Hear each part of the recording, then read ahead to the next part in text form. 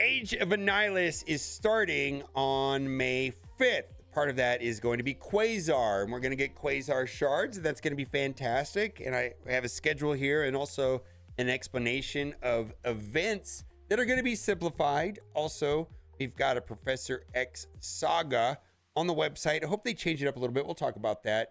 And then we'll talk about my experience with Fallen Dimension and the Vigilante team. Vigilante team's actually a little bit better than I thought. And then we're going to have our daily Overpowered post.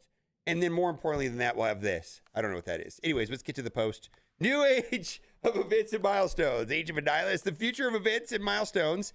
As we approach the exciting launch of Age of Annihilus, we're making another change to improve your Marvel Strike Force experience. Month-long milestones, events, and related weekly milestones have been the source of gear, character shards, and major resources for several years now. But these lengthy events are sometimes complicated and can be hard to understand. I agree. In fact, back in the day, I quite often made a case that they made them intentionally confusing, unnecessarily complicated, just to confuse people and inspire spending. I don't know, but I like the idea here. Today, we're announcing that our event and milestone structure is evolving, becoming simpler and more rewarding than ever before through the command center. Simplified monthly milestones, complex monthly milestones will now become monthly QUASAR events in the command center, where you'll be able to earn QUASAR shards, play every day, and complete daily, weekly, and monthly objectives to make progress in these events, and ultimately unlocking QUASAR and upgrading his yellow stars. Month 1 will have 200 QUASAR shards, which will let you unlock QUASAR at 4 yellow stars. Month 2 will have more QUASAR shards, which will let you rank up his yellow stars. Month 3 will have enough QUASAR shards to upgrade him all the way to 7 yellow stars. There's going to be 3 awakened abilities on him that are going to make him an I win button in war offense. And then they've said that there's going to be some sort of Scourge events to get the red stars. And the way I interpreted their second Strike Force video was that it was going to be a monthly Scourge event. And then over the Scourge events, there were going to be teams required, and there were going to be 3 teams required for those events. And I hope I'm not getting this wrong. Thunderbolts was going to be the first team that was required for, I don't remember. Someone will put it in the comment section. But anyways, simplified events. We all know our milestone events have been in need of a big update. So the new command center will help us to make things much simpler, allowing you to focus on playing the game, collecting characters, and building your squads. You'll make progress. You'll make progress where I lost my place by completing daily, weekly, and monthly objectives. Many of the older repeating milestones like Golden Opportunity, Save the World, and World Warrior will be transitioned to objectives in the command center, where you can still earn power cores, T4 ability materials, and more. And I feel like the command center is off to a good start. Right now, there is a null event running, and I think a lot of people have been missing this, but it's kind of down at the bottom. I do like the command center, but like if I go right here, if you see, you have to keep scrolling. There's this King in Black one. You hit objectives, and then Sim of Blitz Battle with Null. I do like the format. Feels pretty straightforward. You know, I can go through pretty quickly and see if I've done what I need to do. So you can see I need to spend some, whatever. I do like it. Intel events will be a major source of intel currency for Chapter 1. In the Age of Annihilus, Intel lets you choose your own rewards, including character shards, gear, and other valuable resource from the Intel store. Milestone events. In addition to the command center, there'll be a variety of supporting events in the milestone section. Global milestones engage with the entire player community to unlock rewards together. Alliance events. Team up with your alliance to earn rewards. Leaderboard events. Climb up the rank and win exclusive diamonds for featured characters, rare gear, tier 20 items, and other rewards. Super deal events. Play the game to progress through the event. Enter super deals and valuable rewards like gear tier 20 and training modules. I think we all need training modules.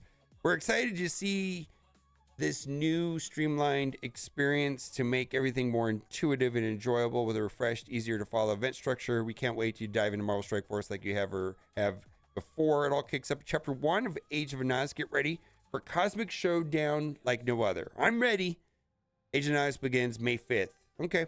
So all of this sounds good. Implementation, of course, is going to be the key for me to be excited about this. I mean, it does sound good on paper. Now, there is a dark dimension planner, and then again, this is something where implementation is not great. So I feel like the main purpose of the dark dimension planner is to be able to load up simultaneously all 5 of the zones required, and then have total materials required populate down here.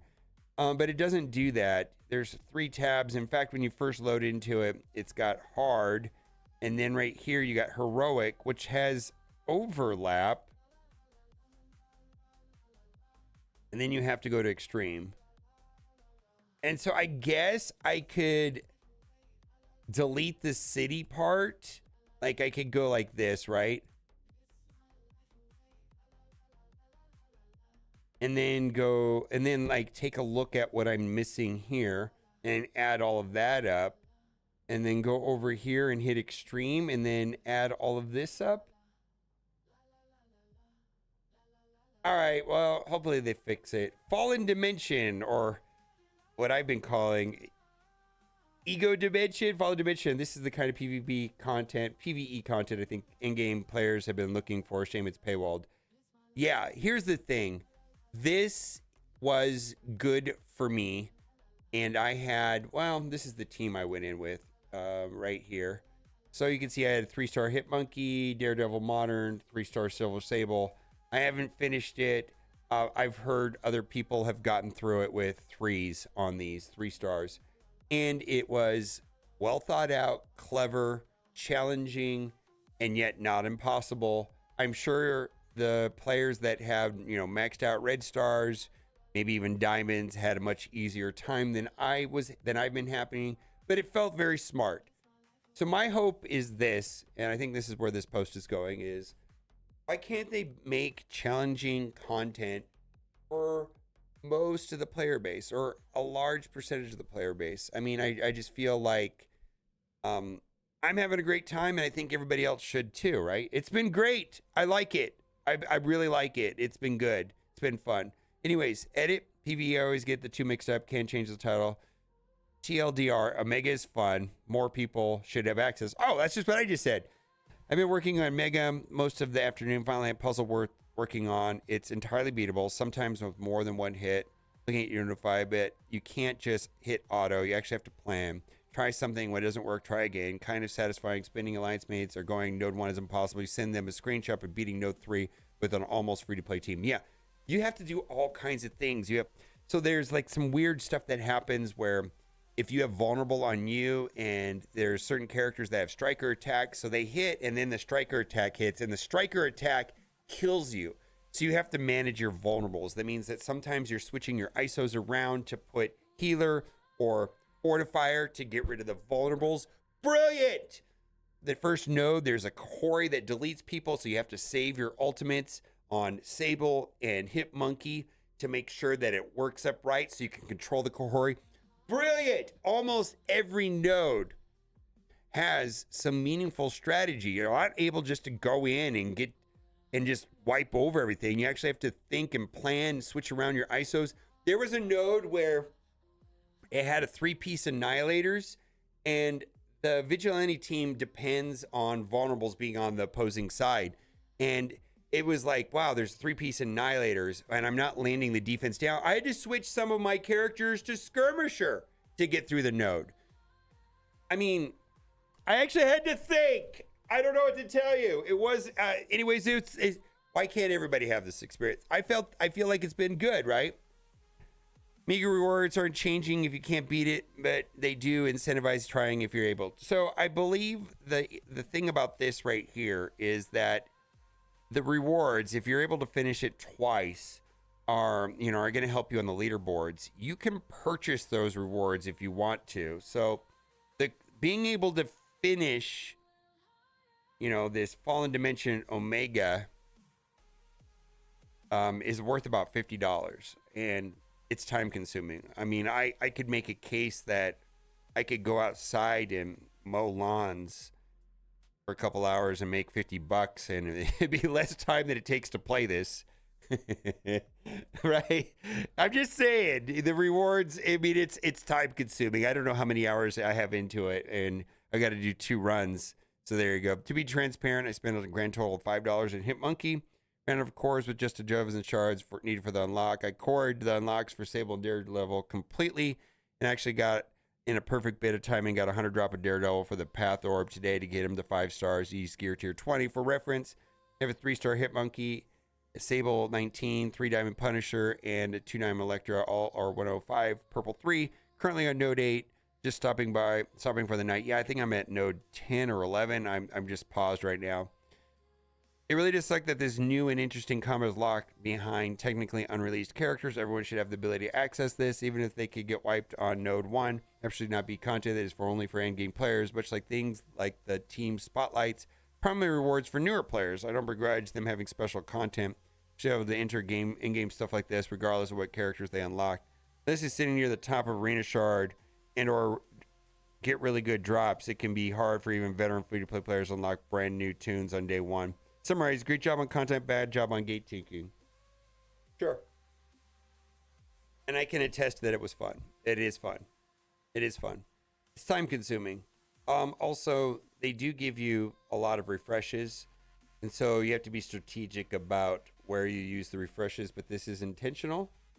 And this is the team I did. Now, Vigilante, they are good in war. I just want to say that. And by playing this event, I know how to play them better than when I started, right? I actually feel like I have a good experience learning how the team works and when to do certain things, when to do a basic, when to do the ultimate, when to do the special, all of that stuff.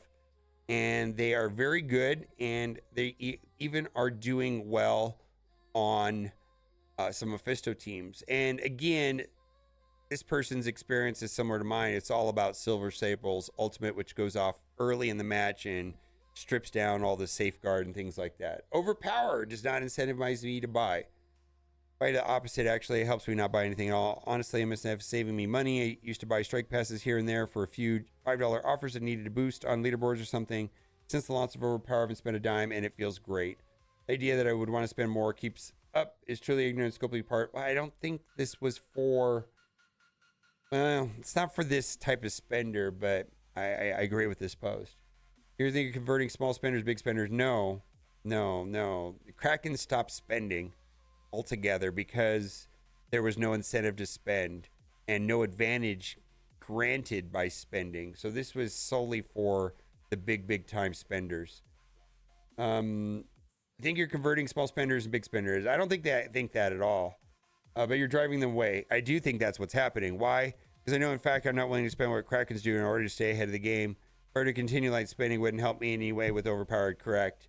Maybe just me, I would have considered if OP stayed a PvP thing. However, now it's moving to PvE, and that's nail in the coffin for me. First of all, it was OP and PvP, so precious Kraken just could overpower us free to play or light spenders, so they stop crying about getting outplayed. Yes, that's true. OVP moving to PvE means Scopely gets to overpower us now. Oof. That's a strong take. I like that.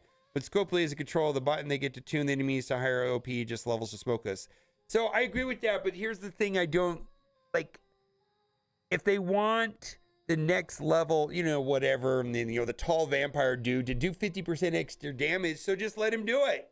Like, they can tune it any way they want. I don't know how I'm not sure how Overpowered helps them tune stuff better. I mean, if they want to give preloaded turn meter just because they can, if they want them to crit as much as they want, if they want XYZ character to do 50% more damage, they don't need Overpowered to do that. This is why it's kind of a strange move, if you ask me, because they're not allowing it to work on existing content. Like, if Overpowered made Dark Dimension, whatever, easier to beat for new players, then there would be benefit to it, but it's not that at all. On top of the ridiculous turn meter speed bar shenanigans, very clear they're trying to phase this out completely. Work one way or another. People will cave and buy, or people will simply get squeezed out. One of them squeezed out of a game used to love, that's fine. I feel like, unfortunately, Scopely made a decision to squeeze out players like this person making the Reddit post. I feel like it was a calculated risk made on their part. I'm sure they did a full analysis on it. Hope you don't give in and throw your money away. It's not worth it. Take your family on vacation. Don't let Ripe Joes and them screw you out of your hard-earned money with FOMO or scummy impulse tactics. Good night. Yeah, I get it. I think Overpowered was there was no consideration made for 90% of the player base. That's why it's wild to me. I feel like Overpowered probably pissed off 90 to 95% of the player base, and they didn't even directly monetize it. It just seems wild to me that whatever percentage of the player base, you know, the 5 to 10% that gets the benefit from this or likes this, they didn't have to pay for it directly. It's all indirect. Like, okay, you know, they were post-purchase boosted their gear tier 20s. Like, it was like I don't know. It just feels wild to me. Like that. Like, what was the risk reward on this Overpowered system from their point of view? I'm trying to wrap my head around it. I really am. All right, bye for now.